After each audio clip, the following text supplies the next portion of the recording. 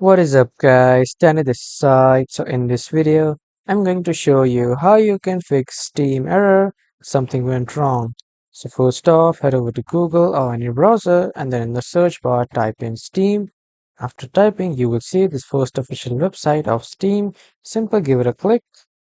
So after coming to the home page of Steam, first off go to your ID and then sign out of your email ID and then log in again on Steam. But if this doesn't solve the problem, click on the Steam icon, or you can simply open the Steam on your browser with a web application. In short, you can open the Steam website and from there just try to log in with that same ID. But if you are not able to log in through the Steam website, you can install the Steam application and then log in from there.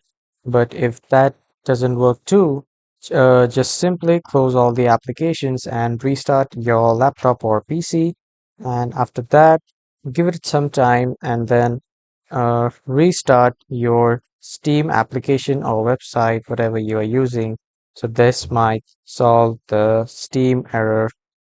So that was all for this video, everyone. Thank you for watching.